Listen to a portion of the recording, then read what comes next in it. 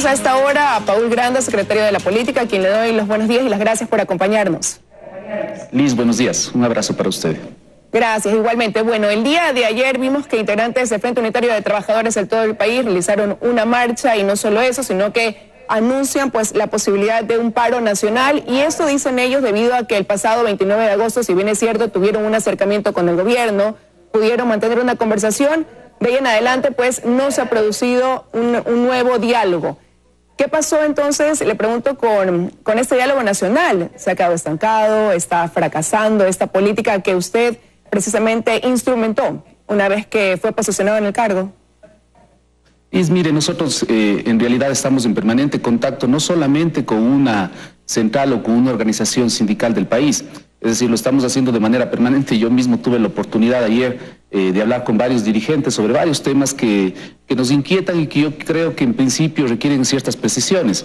Es decir, aquellas políticas económicas que ha venido implementando el gobierno nacional, hay que tener absoluta claridad, no afectan a las mayorías del país, y eso creo que se ha expresado. Hemos hecho una revisión en todas las provincias del Ecuador, por ejemplo, y no ha habido ningún impacto en el incremento de la canasta básica familiar. Es decir, aquellas políticas económicas que hemos implementado, efectivamente, sí, han solicitado, han pedido que sean ciertos sectores, sobre todo los más pudientes del Ecuador, que contribuyan algo más con el país, fundamentalmente con un objetivo, Liz y ecuatorianos, es que se garanticen los derechos fundamentales de todos y todas.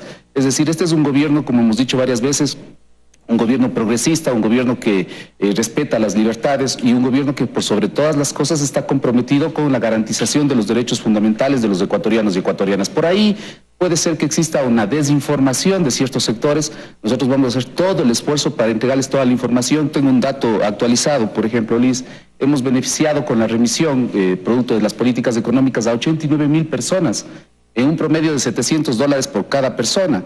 Estamos hablando de cerca de 70 millones de dólares que ingresa a las arcas del Estado. Y eso quiere decir que estamos hablando de personas o empresas medianas y pequeñas. Es decir, este gobierno no está gobernando para pequeños grupos, este gobierno está gobernando para todos, para las mayorías. Pero ¿cuál va a ser entonces el punto de conciliación con este pequeño grupo que se mantiene firme en el rechazo a las medidas que usted dice pues comienzan a dar buenos resultados aplicadas por el gobierno? Nosotros vamos a seguir dialogando, por supuesto. De hecho, nos planteamos el día de ayer tener una conversación, probablemente el día de hoy. Vamos a seguir informando de lo que está sucediendo en economía, el impacto que han tenido estas políticas económicas que, insisto, son beneficiosas y fundamentalmente busca garantizar el derecho de las personas más necesitadas del país. Nosotros, como le decía hace un momento, somos un gobierno que estamos enfocados en garantizar e incrementar los derechos sociales de la gente. El otro día conversaba con Berenice Cordero, nuestra ministra de Inclusión Social, y nos decía que se ha incrementado el número de personas que están siendo beneficiadas de nuestras políticas sociales. Y eso es positivo, porque efectivamente en una situación económica compleja se tiene que garantizar los derechos de las mayorías. Entonces vamos a seguir desplegando toda una estrategia de diálogo, de conversación. Mire, yo tengo que rescatar, Liz, que el día de ayer ha sido una marcha pacífica, es decir, calculamos que aproximadamente entre 2.500, 3.000 personas se movilizaron el día de ayer, y eso es positivo, está bien. Somos un gobierno democrático, plural, respetuoso de los diferentes criterios de las personas y dispuestos a dialogar, por supuesto. Ahora, mientras el diálogo sigue siendo la estrategia para lograr la conciliación y calmar los ánimos aquí dentro del país, ¿cuál será la estrategia que apliquen como gobierno para contrarrestar este mensaje y denuncias que incluso han llegado hasta la ONU hablando de una politización de la justicia, de una interferencia de la justicia, a propósito de esta misión de observadores conformada por integrantes que han estado vinculados con juicios conocidos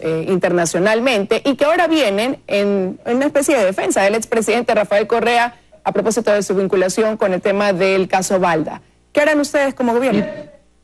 Mire, informar, es decir, como usted decía, esta política del diálogo es una política que tiene que ver con un régimen democrático. En un régimen democrático, dialogar, conversar, generar acuerdos, generar consensos, es vital en la democracia de cualquier país civilizado en el planeta, ¿no? Entonces nosotros vamos a continuar con eso, pero también es necesario informar. No se puede desinformar al mundo. En muchas de las ocasiones hemos visto una serie de versiones que se trasladan en diferentes lugares del planeta, diciendo que el país no existe democracia, todo lo contrario. Nosotros vamos a desplegar, por supuesto, una estrategia desde diferentes ámbitos en donde se clarifique lo que está sucediendo en el Ecuador. Aquí hay respeto de las instituciones, hay respeto de las funciones del Estado, aquí hay pluralidad, aquí hay democracia, aquí hay libertades, y eso es importante que no solamente en el Ecuador se reafirme como un criterio vital de democracia, sino en el mundo entero. Ahora, esta misión de observadores solicitó permiso para visitar a Jorge Glass y ellos hablaron de que fue negado dicho permiso y consideraron esto como una situación rara y anómala. Sin embargo, dos de sus integrantes sí pudieron dialogar con el ex vicepresidente Glass, a quien consideran, dicen ellos, una víctima del juego político entre el anterior gobierno y el gobierno del presidente Lenín Moreno. ¿Qué opinión le merece en ese tipo de comentarios donde ponen en tela de duda la aplicación de la justicia aquí en nuestro país? Digamos, si son una misión de observadores, con todo el respeto, me sorprende de que se anticipen en criterios. Digamos, entiendo que la observación genera una serie de valoraciones objetivas, valoraciones que tendrán que plantearse y llegar a una conclusión, pero me sorprende que exista una anticipación de criterios, por un lado. Y por otro lado, en ningún momento se ha negado, es decir, para que una persona sea visitada, una persona privada de la libertad recibe una visita, tiene que cumplirse con un procedimiento, y mucho más si son personas que vienen del exterior.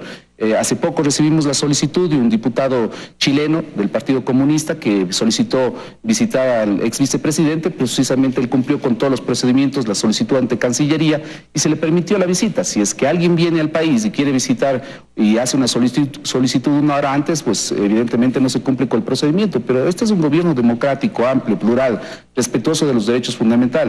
Cuando se cumpla con ese procedimiento, por supuesto, las personas tienen acceso y posibilidades de visitar a aquellas personas privadas de la libertad. Pero hay que cumplir con los procedimientos. Vivimos un Estado de derecho, esto no es tierra de nadie. Aquí hay un gobierno firme, hay un gobierno democrático, plural y respetuoso de las leyes y la Constitución. Bueno, y como le decía, estos integrantes de esta misión de observadores pues han formado parte de procesos judiciales internacionales de renombre vinculados con Julian Assange, por otro lado con Carles Puigdemont. Son nombres que obviamente son conocidos y casos conocidos. ¿No les llama la atención quién está tras el financiamiento, cómo se cubren los gastos de dichos observadores? Por supuesto, claro, habría que preguntar de dónde sale el financiamiento, cuántos recursos se está invirtiendo en toda esa gran cantidad de abogados que son parte de un proceso de defensa. Claro, eso tiene que clarificar en este caso aquellas personas que están contando con esa defensa. Llama la atención profundamente, Liz. Ahora, quería también evacuar con usted otro tema y tiene que ver con la visita que realizó el vicepresidente de Estados Unidos, Mike Pence, en el mes de junio de este año. Hablar un poco de cómo han ido avanzando o concretándose aquellos acuerdos en donde se estableció un trabajo conjunto, un apoyo para lograr combatir la delincuencia, combatir sobre todo el narcotráfico. ¿Cómo se han ido concretando ya estos puntos de los que se habló en ese entonces? Entiendo que los avances han sido significativos, sobre todo en materia de cooperación. Aquí vale la pena aclarar que en ningún momento, porque esto se puede malinterpretar y quienes hacen politiquería y demagogia muchas de las veces buscan que precisamente se generen malas interpretaciones, de ninguna manera tiene que ver con la reserva y sobre todo la defensa de nuestra soberanía. Por supuesto son mecanismos de cooperación en materia de seguridad, de lucha contra el narcotráfico y sobre todo contra el terrorismo. Fíjense ustedes, hemos logrado en gran medida, en función de esta cooperación y de la colaboración no solo de los Estados Unidos sino de otros gobiernos, tener una situación mucho más adecuada, digamos, fundamentalmente en la frontera norte. Entonces se están avanzando en estos ámbitos, sobre todo en aquellos que tienen que ver con seguridad y lucha contra el narcotráfico y terrorismo. Y hablando del tema de drogas, justamente empezábamos esta semana con la noticia de que el fin de semana anterior las fuerzas militares de Colombia habían realizado una incursión en el sector de Tumaco y que había resultado herido alias Guacho. Se nos dijo que el gobierno ecuatoriano mantenía conversaciones permanentes con el gobierno colombiano y que, bueno, conoceríamos, valga la redundancia, información de manera oficial a medida que se vaya generando. ¿Han tenido algún contacto reciente que les diga realmente qué pasó con alias Guacho? Se habla de que estarían cerca de poderlo detener, de que estaba herido, pero nada concreto hasta el momento. Bueno, esos son temas que efectivamente por sus características es mejor que exista ya la información definitiva y oficial. Entendemos nosotros y todas las entidades del gobierno nacional, Cancillería, Ministerio de Defensa, Ministerio del Interior, tienen un contacto permanente con sus similares colombianos. Entonces yo creería que en este ámbito es preferible esperar ya la versión definitiva que nos den las autoridades colombianas precisamente de lo sucedido en este caso con alias Guacho, ¿no? Ahora, como ministro de Justicia encargado, quería también preguntarle cómo avanza pues este proceso de optimización del Estado en relación a esta cartera. Bueno, hay definiciones ya en algunos ámbitos, Liz, y ecuatorianos. Vale la pena decir que están garantizados todos los derechos y los servicios que presta el Ministerio de Justicia. Este es un gobierno, como yo decía, que prevalece o precautela fundamentalmente la democracia y eso tiene que ver también con la garantía de los derechos humanos, como no puede ser de otra manera.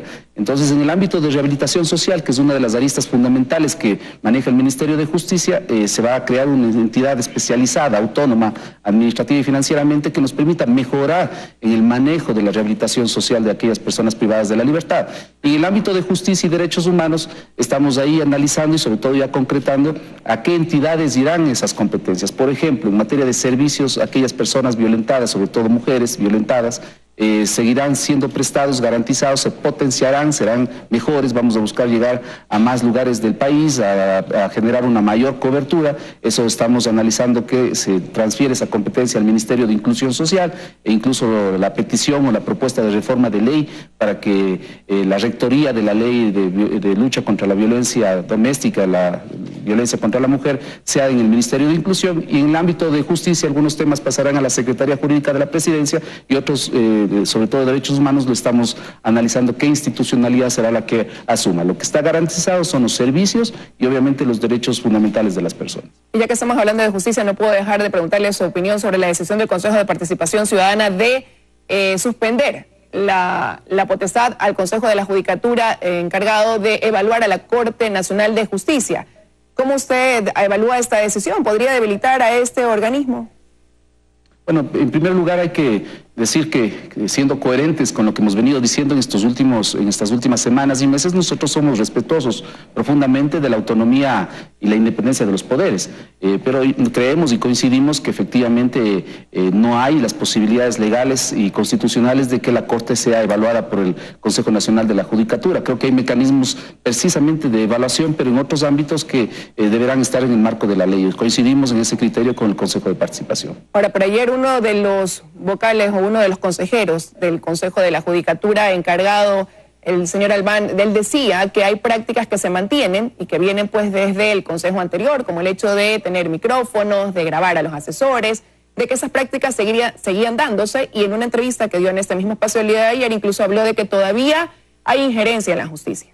¿Cómo tomar esas declaraciones? Mire, esos son los temas que tenemos que desterrar, y el gobierno nacional en esa línea de conducta, insisto, de independencia de poderes, vamos a luchar inclaudicablemente para que esa independencia de poderes se exprese con objetividad. No puede haber entidades que intervengan en la justicia, no pueden haber entidades que intervengan en fallos, y eso efectivamente nos preocupa. Por eso creemos que es imprescindible activar ya la designación del nuevo Consejo de la Judicatura, un Consejo de la Judicatura que sea producto de un proceso constitucional y legal.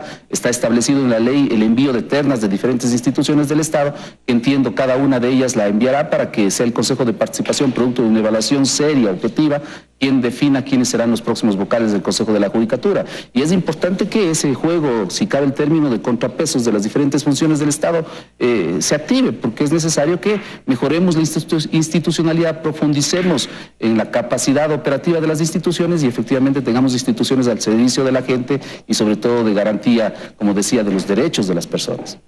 Quiero agradecerle su presencia esta mañana aquí en los desayunos de 24 horas, evacuando temas que guardan relación con nuestra política nacional y también, bueno, con lo que está sucediendo y lo que se dice de nosotros fuera del país. Muchísimas gracias por haber estado aquí en Desayunos. A usted, Liz, muchas gracias. Buenos días. Buenos días. Vamos a ir a un corte. Para regresar nos acompañará el jurista Rafael Ollarte. Precisamente junto a él pues hablaremos de esta decisión del Consejo de Participación Ciudadana y también sobre lo que delinea el nuevo mandato para designar a los integrantes de la Corte Nacional de Justicia. Cuando regresamos.